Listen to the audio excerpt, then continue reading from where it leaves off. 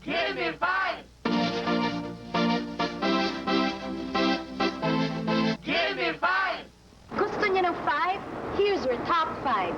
Top 5 events of 1997 sa TV Hit Intriga Countdown. Cashing in on number 5, ang bagong nauso sa TV noong 1997. Pera sa TV. Marami kasing nanonood, marami rin ang kumikita. Alam niyo ba ang sinasabi ko? Watch this. Sa bawat istasyon, may usong pakulo. Pera'y dadagsa habang nakaupo. Loto, Mega Bingo, libo binabato. Sa cash ng bayan, pera ay lalago. Mula sa puso ni Esperanza, milyones pinamumutmod niya. Dito naman sa Barangay Apo, grasya sa bahay madadamo. Congratulations po! Thank you very much. 12,000 pesos! Ayun! Sweet 16 stand, milyonaryo. Kwarta o kahon ay panalo dito. Kanta't sayaw at ate may papremyo. Sa PBA mayroon ding balato. Telenovela ay may regalo. Sigurado kayo ay panalo. Mag-wish upon ka lang kay Mega. Your dreams will come true. Sikat sa ika-4 sa 1997. Dahil sa hina ng pelikula, lahat sila pumunta sa TV. Ano bang sinasabi ko? Check this out. Big start changing, rearranging. Lahat sila go sa television. Parang nanonood ng movie. Buksan lang inyong TV. Kung kaya ni Marcel ay kaya rin ni Cesar. Pilit nag-start drama. Manoy naman ay nagpatawa. Limited lang si Ate V. Pero Greta pag-host naun siya mi. Itong si Boyet ay nagdrama. Parang ex-wife Nora sa TV Arriba. May Sharon, mega special treat pa. Palibas na Reggie Carmina. Noon ay Ratcha sa Taquilla. Ngayon reyna ng telenovela. Juday Angelo Claudine. Sino na ba ang queen? Bakit pa magbabayad sa sine kung nasa TV naman silang lahat? Ngayon naman, cool at number 3. Bagets Showdown sa TV. TGIS or gimmick?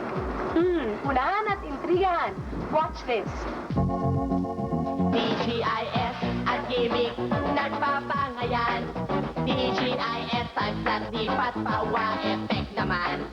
Hindi naglutong si Shara, pinalitan na ni Donna. Diego lipat sa kalaban para Raven mapantayan ay okay lang.